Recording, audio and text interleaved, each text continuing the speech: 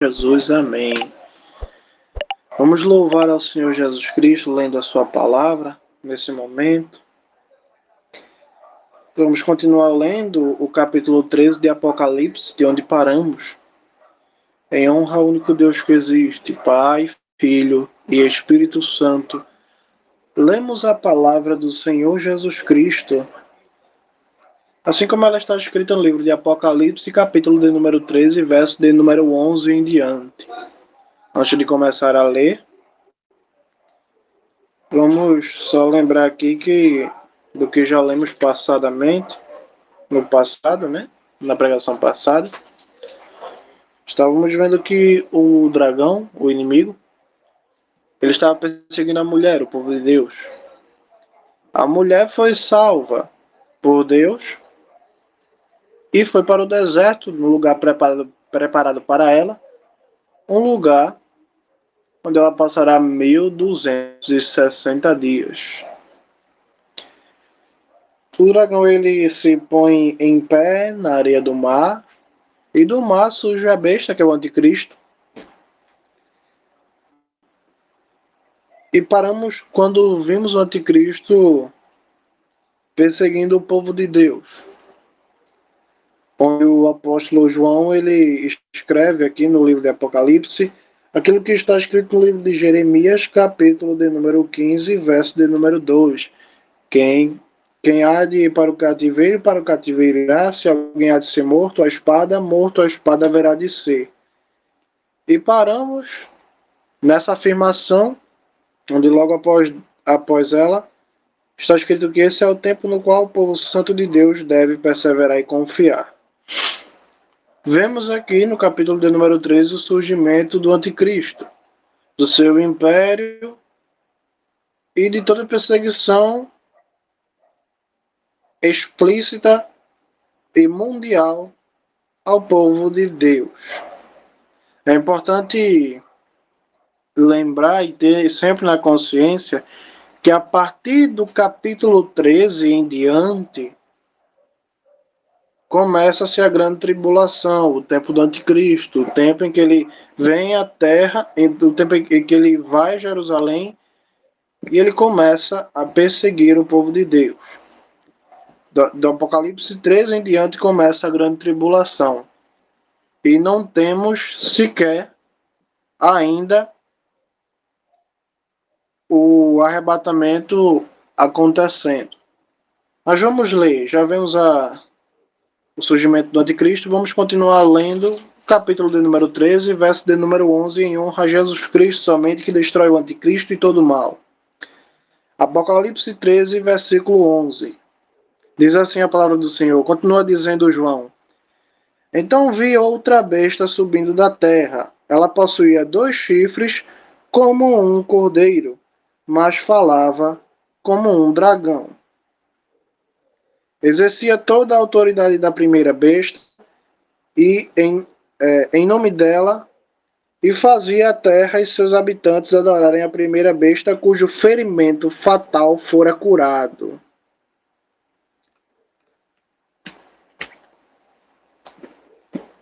Temos aqui, até aqui por enquanto, lemos até aqui por enquanto, vemos aqui agora uma coisa que muita gente não fala, né? Falamos muito da besta, que é o anticristo, mas esquecemos da segunda, que para muita gente pode ser uma novidade. Quem é a segunda besta? Pela descrição do livro de Apocalipse, podemos entender muito bem. Ela exerce toda a autoridade do anticristo, a primeira, né? E em nome do anticristo faz a terra e seus habitantes adorarem a primeira besta, que é o anticristo, cujo ferimento fatal fora curado.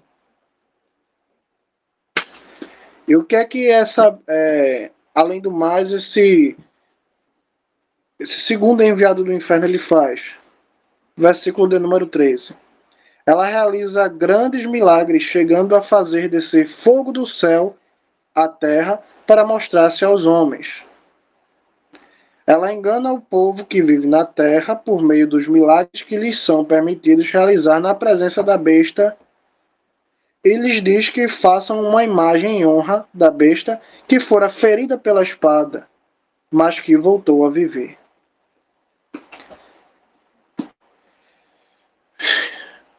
A segunda besta é um homem, uma pessoa. Essa pessoa, ela vem divulgando o anticristo. E em nome do anticristo, faz milagres para se mostrar às pessoas e fazer com que as pessoas adorem ao anticristo. Eu quero que as pessoas entendam uma coisa: nem todo milagre que acontece vem de Deus. Nem todo milagre que acontece, sinal miraculoso, vem de Deus. É nisso que muitos crentes, não cristãos, mas crentes, vão se iludir e vão acabar indo para o lado do anticristo. A igreja brasileira, a maioria, é uma população perfeita para ser enganada. E na verdade já é, né? Mas quando acontecer isso aqui, vai ser um povo perfeito para ser enganado, que é um povo sedento por sinais e maravilhas e milagres. Pois muito bem, o mundo quer isso. O mundo quer isso e vai ser iludido por causa desse desejo interesseiro. Vamos analisar aqui uma coisa que o texto nos vem dizendo a pregações passadas e fala aqui novamente e que passa despercebido aos nossos olhos, aos olhos de muitos, né? Não de todos. Por várias vezes aqui no texto foi dito que a primeira besta, o anticristo, ele foi ferido de morte, mas foi curado. Veja, o capítulo 13, o verso 12, que acabamos de ler, diz assim, olha: a primeira besta cujo ferimento fatal fora curado. No verso 14, diz assim, olha: ele diz que façam uma imagem em honra da besta que fora ferida pela espada, mas que voltou a viver. O texto, por várias vezes, ele nos diz que a segunda besta, que é um falso profeta, vem para divulgar e fazer fama do anticristo. E por várias vezes diz que o anticristo ele foi ferido, que ele morreu, mas ele voltou a viver. Isso o texto já nos disse na pregação passada.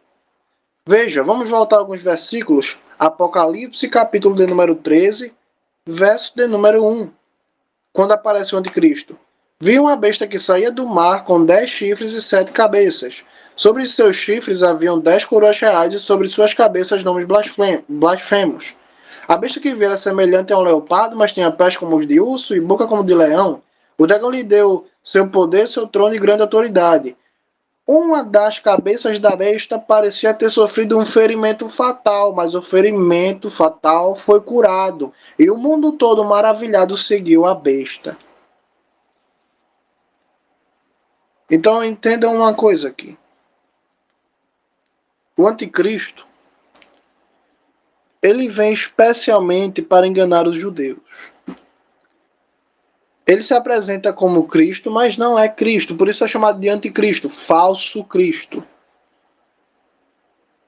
Os judeus, alguns deles sabem que Jesus cumpriu todas as profecias que diz respeito ao Messias no Velho Testamento, mas ainda assim continuam ignorando por puro orgulho.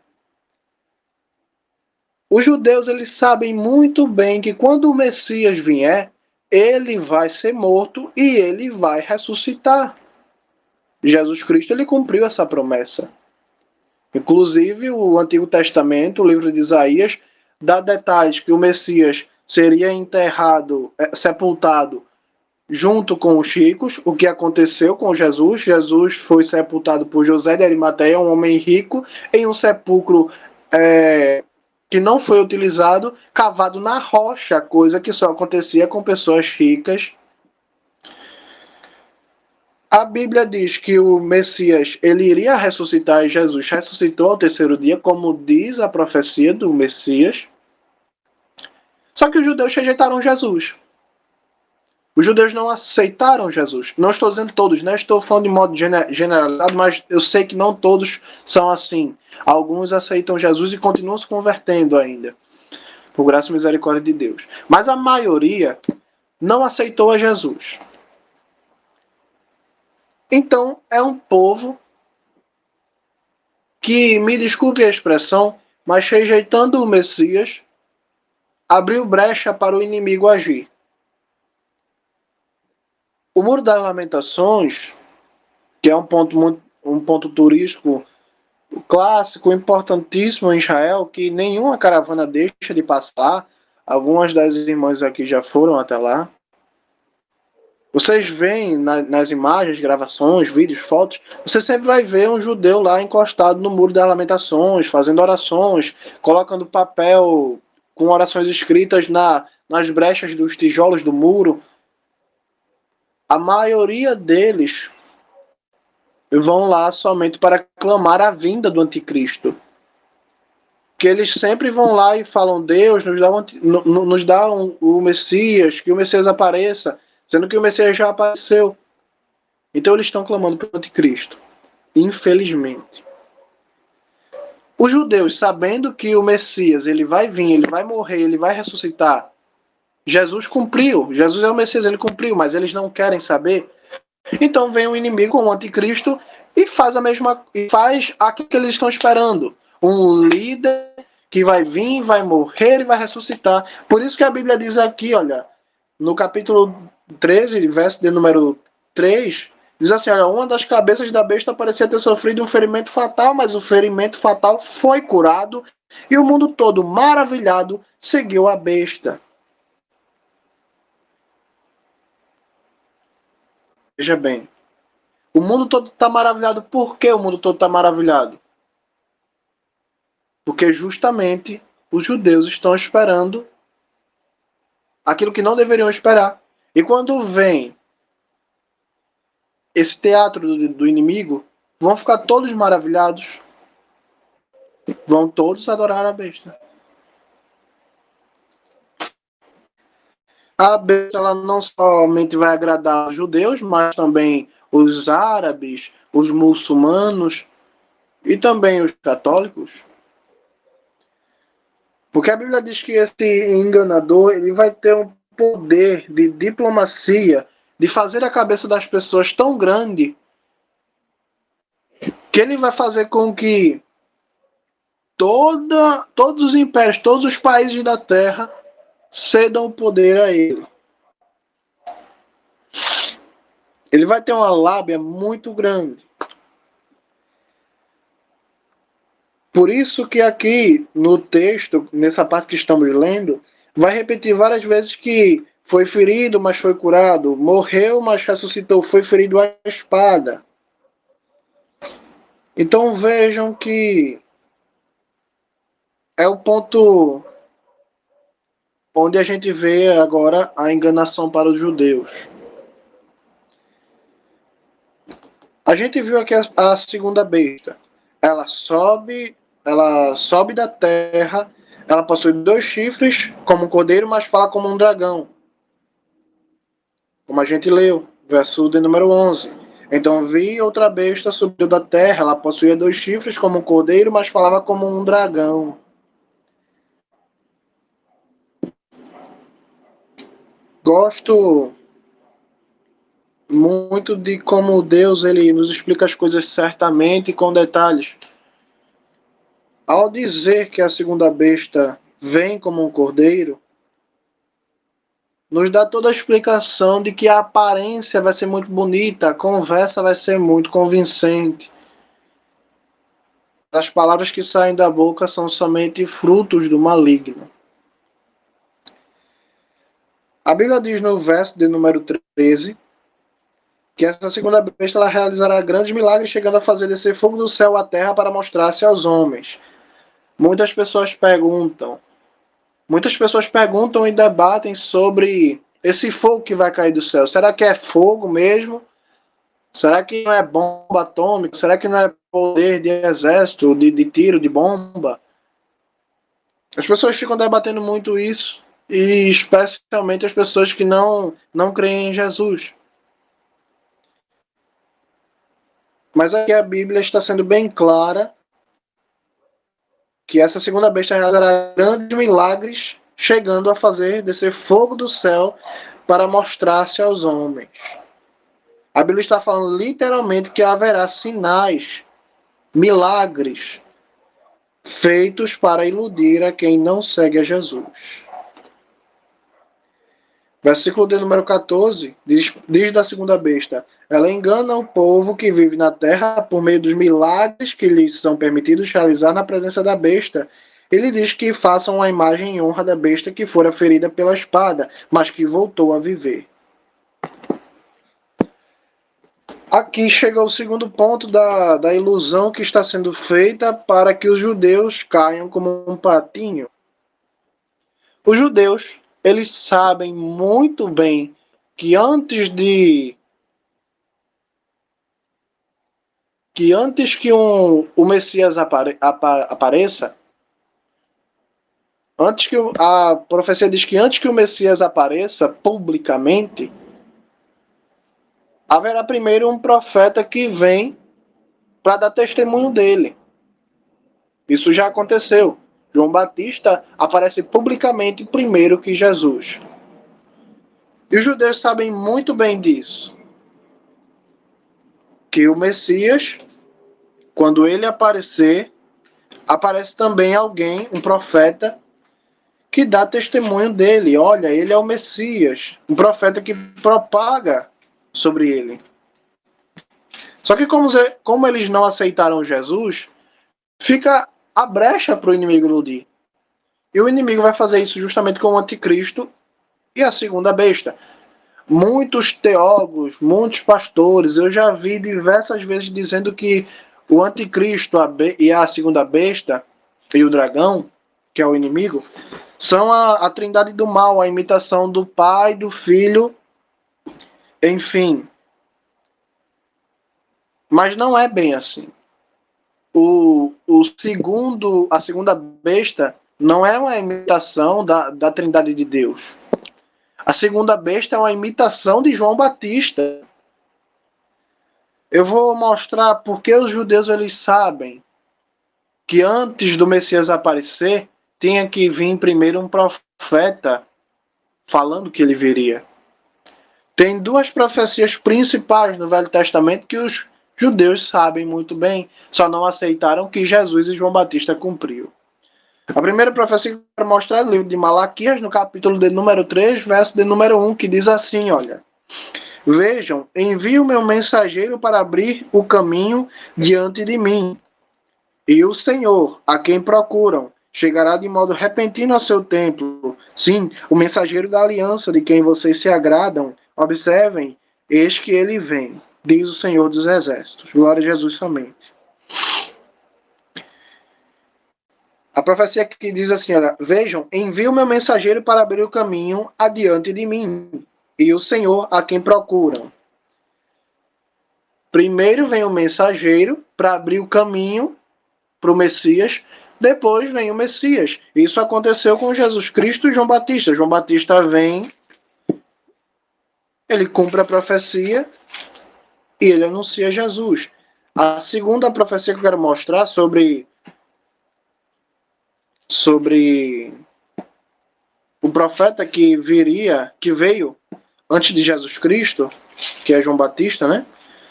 É em Isaías 40, capítulo 40, verso de número 3, diz assim, olha: uma voz clama, abram uma estrada no deserto para o Senhor, nivelem uma via em Aravá para nosso Deus. Essa aqui é a segunda principal profecia sobre João Batista. Algumas Bíblias dizem assim: a voz que clama no deserto, diz abram, uma voz que clama no deserto. É um erro de tradução que não cabe a gente entrar nesse mérito hoje. Mas essa profecia aqui também trata sobre o profeta que vem antes do Messias. E aproveitando que estamos também nesse Vendo as profecias sobre João Batista que se cumpriram, lembrei de outra também e quero ler aqui com vocês.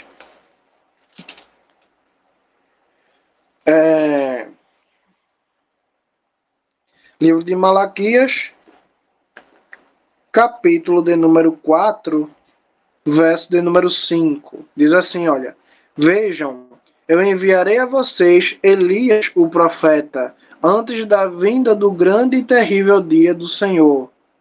Ele fará o coração dos pais se voltar para os filhos e o coração dos filhos para seus pais. Do contrário, virei e castigarei a terra com destruição completa. Outro versículo que fala sobre o profeta que vem antes do Messias, que é João Batista.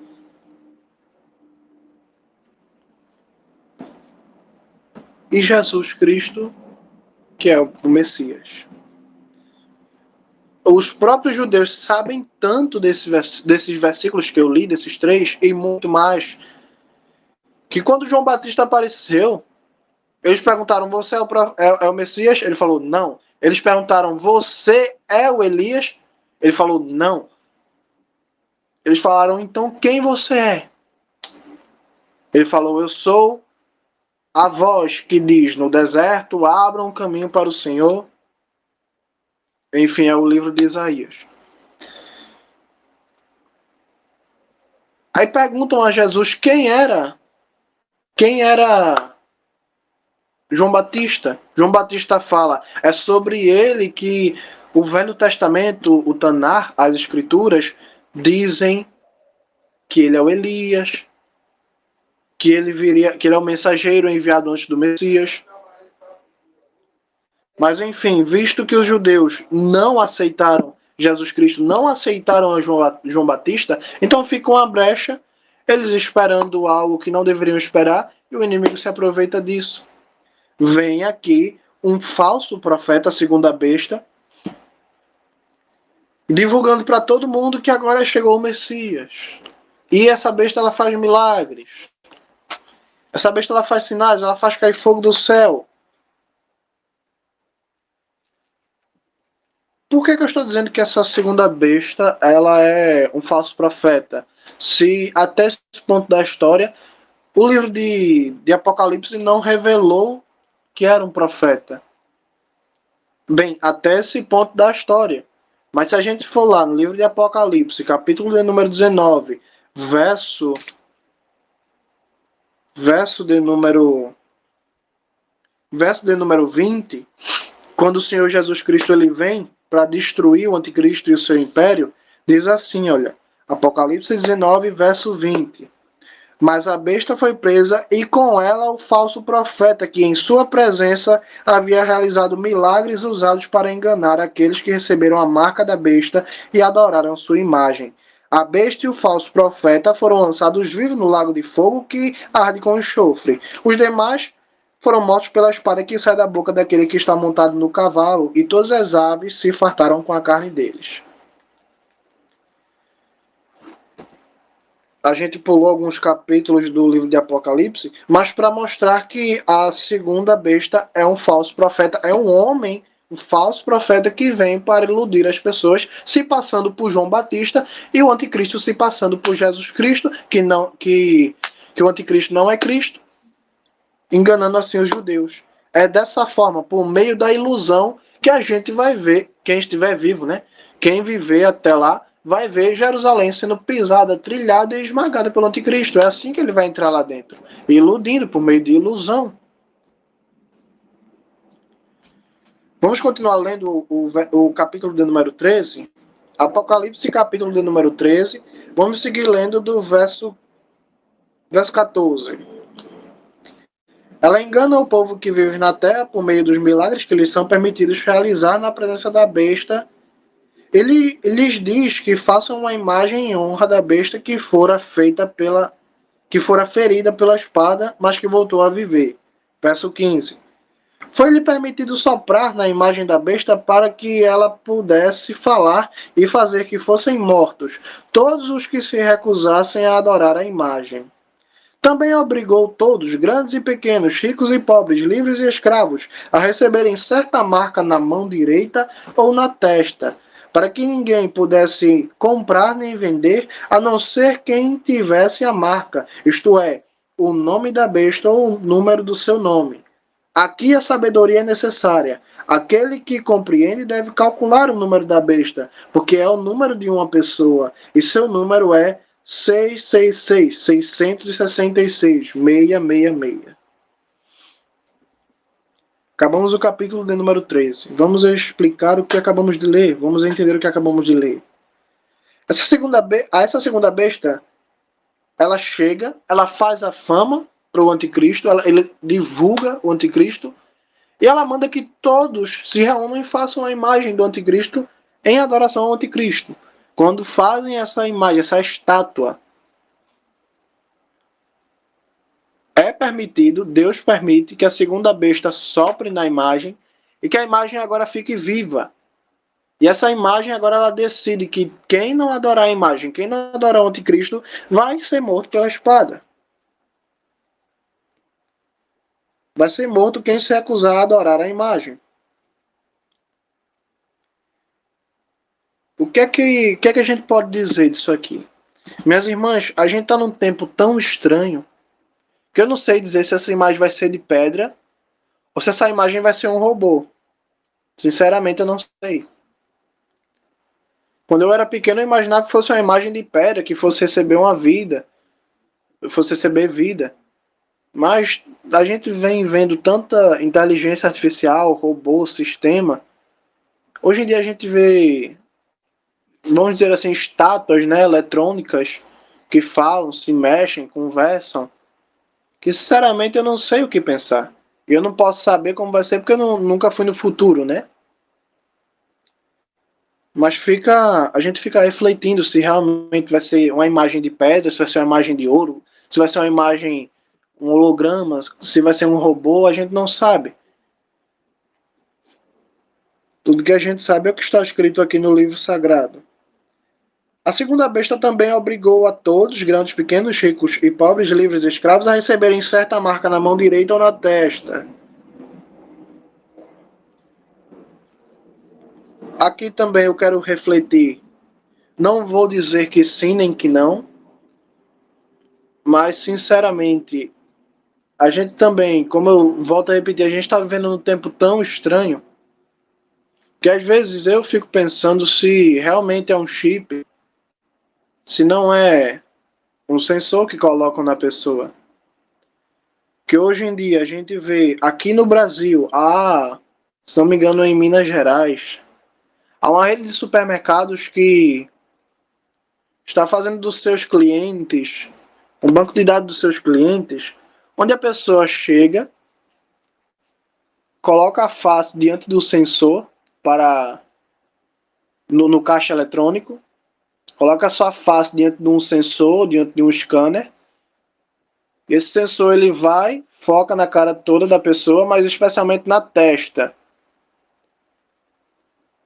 E ali é feito já o débito das compras na conta ou no cartão da pessoa. Para quem quiser pagar as compras, pode colocar a sua face, que é como se fosse passar um cartão. Nos bancos também, eu também já vi caixa eletrônico que usa pela digital ou que usa pela mão direita para debitar na conta, para sacar dinheiro, enfim. A gente fica pensando o que é que será isso? Se realmente é um chip, se realmente é um escaneamento na testa, na face, enfim. O que vale lembrar aqui é que João ele explica que as duas opções para quem quer ir para o inferno é na mão direita ou na testa. Essa marca ela vai ser opcional na testa ou na mão direita. Muita gente, quando chegou os celulares, disseram que eram os celulares. Não faz sentido porque o celular a gente não vive com ele na testa. E a gente pode trocar da mão direita para a mão esquerda. Tem gente canhota também no mundo, né? Eu sou canhoto. Havia pessoas que diziam que era os computadores, mas computadores a gente não consegue carregar com a mão só, nem com a mão direita, nem com a mão esquerda, nem vive com ele na testa. Enfim, a gente começa a pensar muito, Mas só quando chegar a mesma hora que a gente vai descobrir como é que vai ser. O importante a frisar é que a gente não deve aceitar que há uma espécie de crente frouxo, uma espécie exótica, que diz que a gente deve se curvar a toda a lei do governo, que a gente deve aceitar todo decreto de governador. Esse mesmo tipinho de crente que vai aceitar o decreto do anticristo. A gente teve aí um teste do Senhor na área da saúde, onde a igreja brasileira e mundial foi passada por um teste onde muitos caíram e se mostraram fracos demais. A gente viu aí, vamos dizer assim, um sinal profético, um tipo profético, ensaio, onde assim como a besta obriga o povo aqui, se quiser comprar, vender, ter uma vida social, ter uma vida em sociedade, se quiser fazer parte da sociedade, vai ter que colocar a marca na mão ou na testa. Da mesma forma, vemos que muita gente aí não passou nem no ensaio, né, nem no teste, porque bastou o governo ameaçar tirar o emprego, ameaçar não, tirou o emprego de muitas pessoas, tirou a possibilidade da pessoa entrar no restaurante, entrar no supermercado, se não mostrasse o diploma aí, um comprovantezinho aí. Primeiro diploma, segundo diploma, terceiro diploma, a gente já está no quinto agora, né? Mas muita gente tomou esse diploma e não passou nem no teste, né? Prova que não está disposto a perder o emprego por causa de um diploma, quanto mais quando vier o anticristo. Porque quem não tiver essa marca aqui não vai trabalhar, não vai poder nem comprar nem vender, quanto mais trabalhar, não vai poder entrar no restaurante, com certeza não vai. Vai poder pegar um ônibus sem essa marca aqui, meu filho. E as pessoas, infelizmente, por causa por causa de besteira, aceitou o diploma, agora tá aí, né? Um cara de. Meu Deus do céu. É triste ver que as pessoas não estão prontas para isso aqui, não. Felizmente.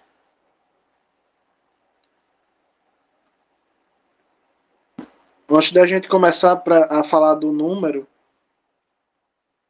não pensem que essa marca aqui vai vir com a fachada, uma propaganda dizendo assim, isso aqui é a marca da besta. Vamos lembrar que a segunda besta ela vem como cordeiro. Vamos lembrar que o anticristo ele vem como um salvador, como Messias.